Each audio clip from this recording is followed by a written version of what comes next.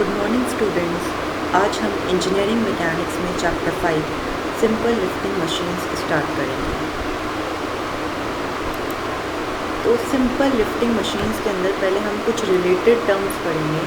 जैसे कि आपको पता होना चाहिए कि मशीन क्या होती है। मशीन बेसिकली हम क्यों यूज़ करते हैं? हम कोई भी काम मैनुअली भी कर सकते हैं। मशीन को यूज़ करने का पर्पस हमेशा होता है कि कम एफर्ट के साथ हम ज़्यादा से ज़्यादा काम कर सकें। ठीक है, अगर आप मैनुअली कोई काम करेंगे यानी आप हाथ से उस पर्टिकुलर टास्क को करेंगे तो आपको मेहनत बहुत लगानी पड़ेगी और हो सकता है आपका काम हाफ हो। तो मशीन एक ऐसा उपकरण होता है जो कम आयास, यहाँ पे हम आयास के लिए पी यूज़ कर रहे हैं, पी से दर्शाएंगे हम आयास को। तो कम आयास से अधिक परिमाण के बल यानी भार को एक जगह से दूसरी जगह पे शिफ्ट किया जा सकता है। ठीक है, ये होती है मशीन। अब अगर हम सिंपल लिफ्टिंग मशीन्स की बात करें तो लिफ्टिंग मशीन जैसा कि जो कि भार उठा सकती है, यानी कि वो उन यंत्र, उन मशीन्स को हम लिफ्टिंग मशीन्स बोलते हैं जो कि कम आयास से ज़्यादा भार उठा सके और उसे एक जगह से दूसरी जगह शिफ्ट कर सके। ठीक है, अब लोड क्या होता है? लोड जिसे कि हम भार बोल रहे हैं। देखिए, कोई भी मशीन जो वेट उठाती है, जो भार उठाती है, उसे हम लोड बोलते हैं। लोड को हम इस चैप्टर में W से दर्शाएंगे, कैपिटल W से। और एफर्ट होता है यानी कि आयास। आप एक मशीन में कितना एफर्ट लगा रहे हैं कि आप W लोड को उठा सकें। तो एफर्ट यानी आयास को हम P से दर्शाएंगे। ठीक है, नेक्स्ट है मैकेनिकल एडवांटेज। ये सब टर्म्स आपकी इस चैप्टर में यूज़ होंगी। जैसे कि मैकेनिकल एडवांटेज बहुत इम्पॉर्टेंट टर्म है जिसे हम यांत्रिक लाभ बोलते हैं। देखिए, यांत्रिक लाभ किसी भी मशीन का आप निकाल सकते हैं, क्योंकि यांत्रिक लाभ अनुपात होता है यांत्रिक लाभ अनुपात होता है भार अपॉन आयास। ठीक है, यानी वेट अपॉन एफर्ट, या आप बोल सकते हैं लोड अपॉन एफर्ट। तो बेसिकली ये W अपॉन P के बराबर होता है। ये देखिए, W अपॉन P। अब आप देखिए, हर मशीन में W हमेशा P से ज़्यादा होगा, तभी आप मशीन यूज़ करेंगे। भार तो ज़्यादा होना ही चाहिए। ठीक है, तो हमें हमेशा मैकेनिकल एडवांटेज ही मिलता है, हमें कभी मैकेनिकल लॉस नहीं होता है। ठीक है, इसलिए हमने यांत्रिक लाभ एक टर्म यूज़ की है।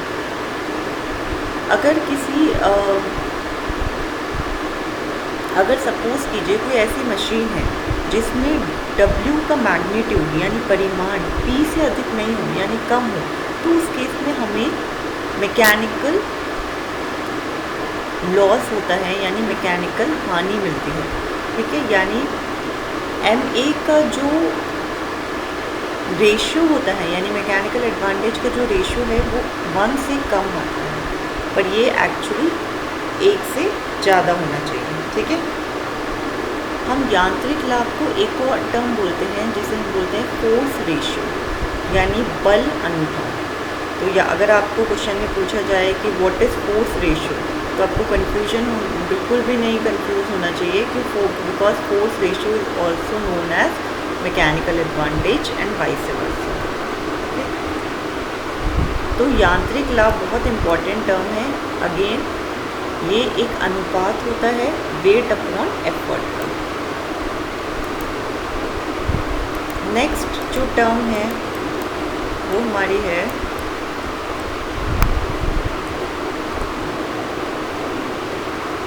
मैकेनिकल एडवांटेज के बाद हम पढ़ेंगे वेलोसिटी रेशियो। वेलोसिटी रेशियो क्या होता है? देखिए, वेलोसिटी रेशियो जैसे कि mechanical advantage weight upon effort का अनुपात था, वैसे ही वेलोसिटी रेशियो आपका अनुपात होता है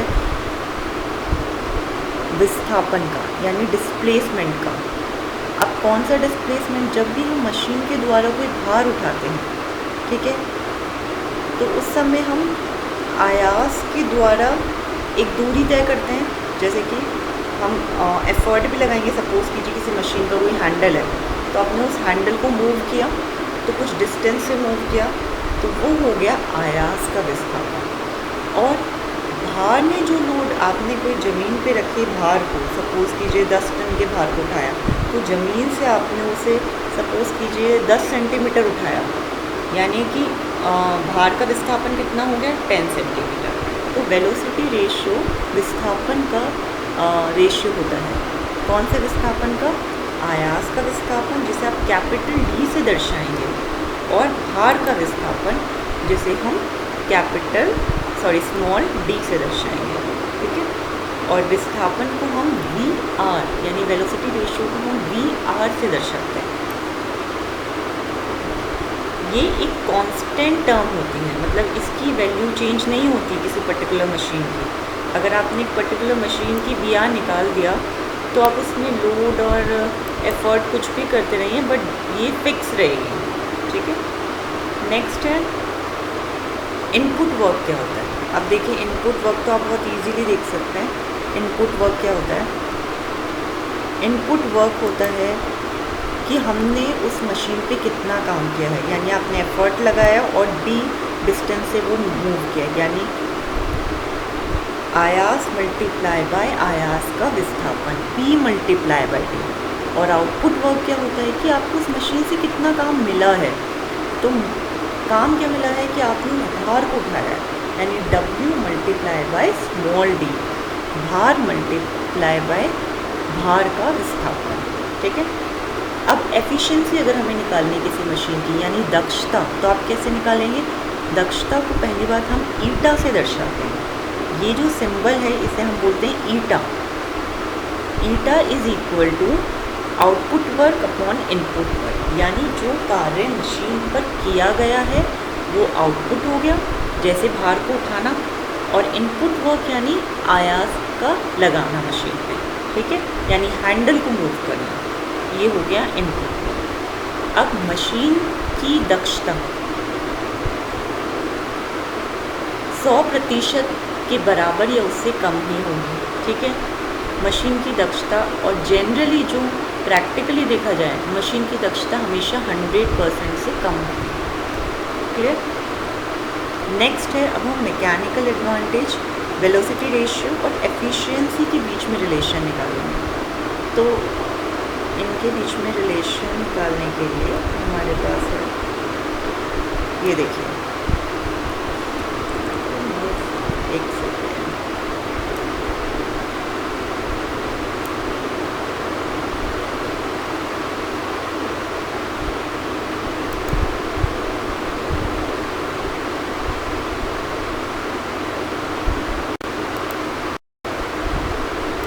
तो हमारा मैकेनिकल एडवांटेज, वेलोसिटी रेशियो और एफिशिएंसी ऑफ मशीन। देखिए, एफिशिएंसी का फॉर्मूला हम यूज़ करेंगे, जो कि होता है output work upon input work, यानी W multiply by D upon P multiply by D. ठीक है। अब इन्होंने क्या किया है, बेसिकली अगर आप देखें, W upon P as it is रहा, स्मॉल डी को आप डिनोमिनेटर में लिया है, तो capital D upon small D. अब capital D upon small D क्या होता है? VR, वेलोसिटी रेशियो, और W अपॉन P क्या होता है? MA। तो efficiency is equal to MA upon VR। MA is यांत्रिक लाभ, मैकेनिकल एडवांटेज, और VR इज वेलोसिटी रेशियो। तो this is the relation between efficiency, mechanical advantage and velocity ratio. Okay.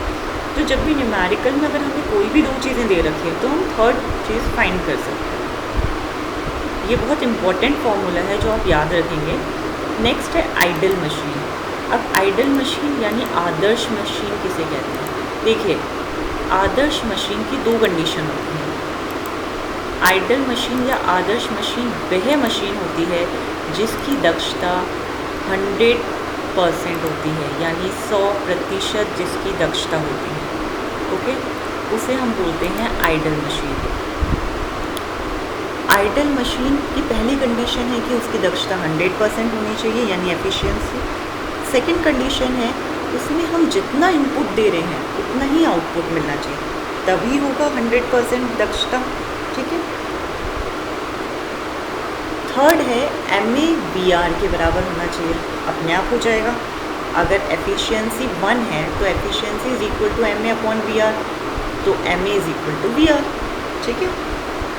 और fourth condition है, ये फॉर्मूले को अगर एफिशिएंसी 1 आ गई तो हम P को इस तरीके से लिख सकते हैं W/VR। तो ये आदर्श मशीन की कंडीशन हो गई। अब आदर्श मशीन क्या एग्जिस्ट करती है? ऐसी कोई मशीन नहीं हो सकती जिसमें घर्षण ना हो, यानी कि ऐसी मशीन नहीं हो सकती जिसमें घर्षण ना हो, लॉसेस ना हो। तो कोई भी मशीन प्रैक्टिकली आइडल मशीन नहीं हो सकती, यानी प्रैक्टिकली जो फैक्ट्रीज में मशीन्स होती हैं उनमें किसी की भी दक्षता 100% नहीं हो सकती। तो वो किस कैटेगरी में आ जाती है? एक्चुअल मशीन में। एक्चुअल मशीन, वास्तविक मशीन। एक्चुअल मशीन वो होती है जिनकी एफिशिएंसी 100% से कम होती है, मीन्स 100% नहीं होती। ठीक है। या फिर आप कह सकते हैं जिसमें MAVR से कम होता है। क्लियर? तो आइडल मशीन और एक्चुअल मशीन में डिफरेंस आप देख सकते हैं। आइडल मशीन जिसकी एफिशिएंसी हम मान रहे हैं कि हम जितना काम लगा रहे हैं उतना ही हमें आउटपुट मिल रहा है, जितना इनपुट हम दे रहे हैं उतना आउटपुट मिल रहा है। ठीक है। एफिशिएंसी 100% के बराबर है, जबकि एक्चुअल मशीन में नहीं होती।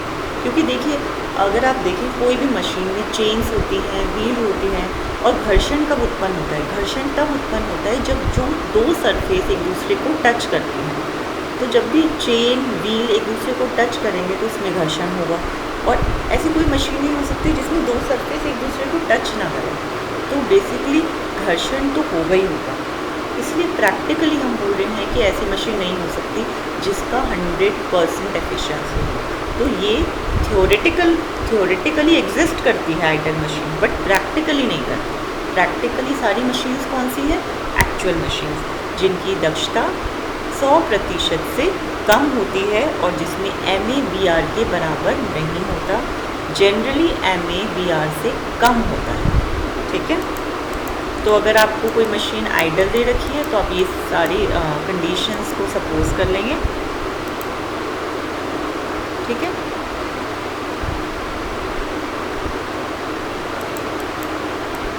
तो एक्चुअल अगर आप देखेंगे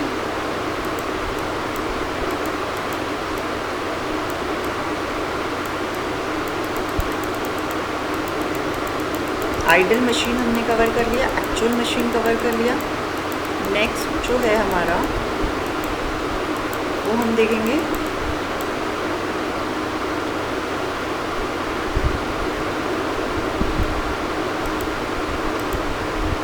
एफर्ट लॉस्ट इन फ्रिक्शन, यानी घर्षण के कारण आयास में हानि। अगेन ये किसका पार्ट हो गया? ये पार्ट हो गया आपका एक्चुअल मशीन का। देखिए, आदर्श मशीन के लिए P is equal to W/VR, जबकि एक्चुअल मशीन के लिए P is equal to W/eta multiply by VR। ऐसा क्यों है? क्योंकि इसमें एफिशिएंसी है 1 और इसमें एफिशिएंसी कुछ होगी तो हमने ईटा ले ली। अब घर्षण के कारण आयास में हानि कैसे निकालते हैं हम? वास्तविक मशीन के लिए आयास, यानी एक्चुअल मशीन के लिए जो भी आयास लगेगा वो हमेशा आइडल मशीन से ज़्यादा लगेगा, ये तो आप मानते हैं। ठीक है। तो हमने एक्चुअल मशीन के आयास को आदर्श मशीन के आयास से माइनस कर दिया, यानी आयास हानि हमने निकाल ली W/VR 1/eta -1। ठीक है। इसको आप एज्यूम करिए, इसको समझने की कोशिश कीजिए कि अगर कोई मशीन जिसकी एफिशिएंसी 100% से कम है, यानी उसमें हम हमेशा, अगर सपोज़ कीजिए मैं एक्चुअल मशीन में 10 न्यूटन का आयास लगा रही हूँ, ठीक है, एफर्ट लगा रही हूँ, फोर्स लगा रही हूँ, तो आदर्श मशीन में मेरा एफर्ट हमेशा कम लगेगा 5 न्यूटन का। तो हम हमेशा ज़्यादा में से कम माइनस करते हैं पॉजिटिव रिजल्ट के लिए।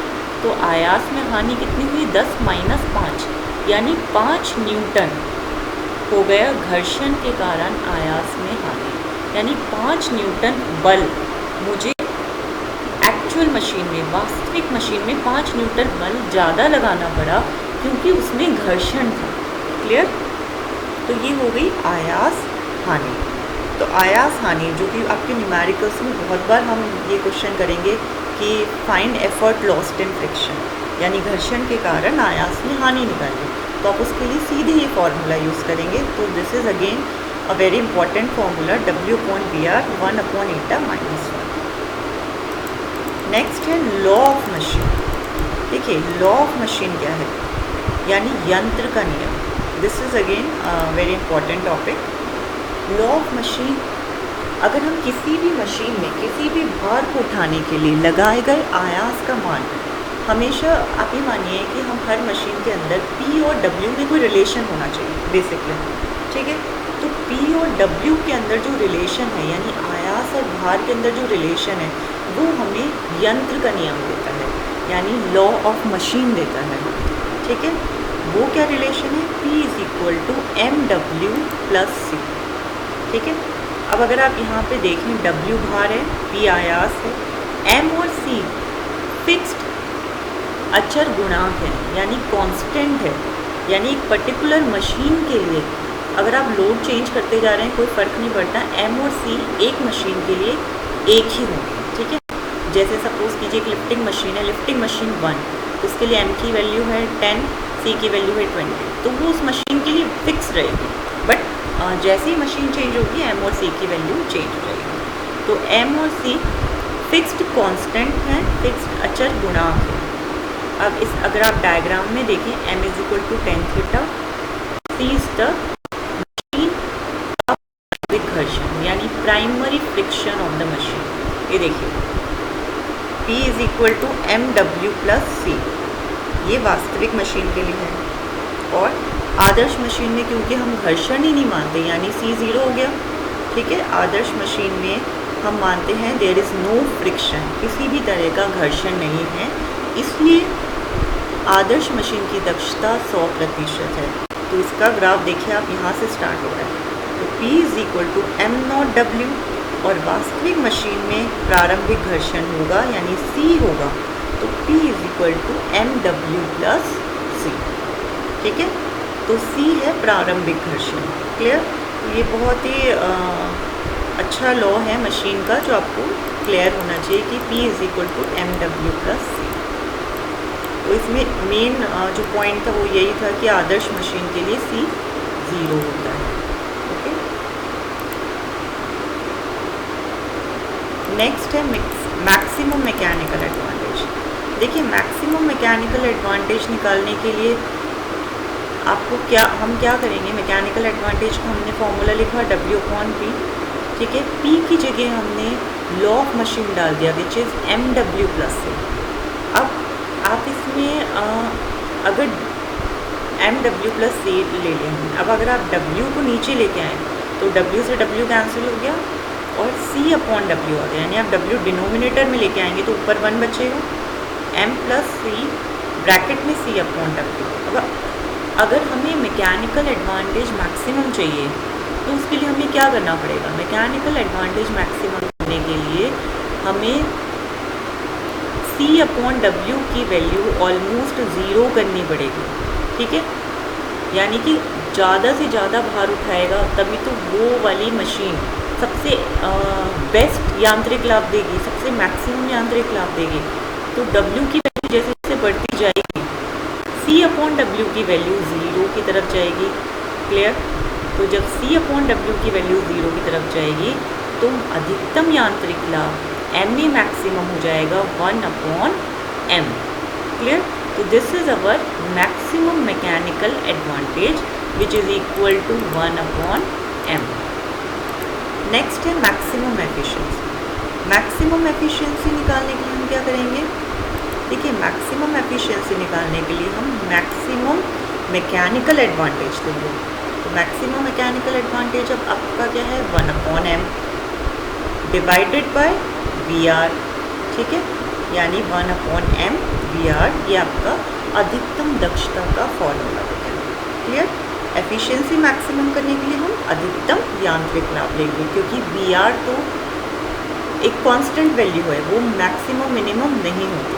क्लियर? पर आपका यांत्रिक लाभ मैक्सिमम हो सकता है। ठीक है, अब हम अगर एडवांटेजेस देखें मशीन के, तो मशीन के द्वारा हम किसी मशीन द्वारा बल को सुविधाजनक स्थिति पर लगाया जा सकता है। बिल्कुल।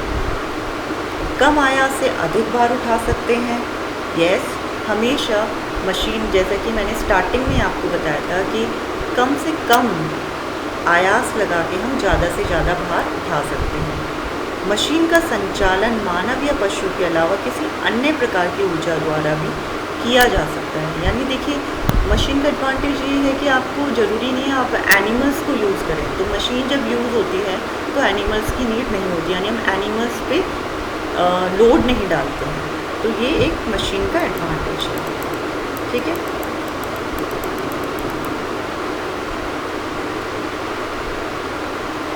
नेक्स्ट है रिवर्सिबल मशीन या सेल्फ लॉकिंग मशीन। देखिए, प्रतिवर्ती मशीन क्या होती है?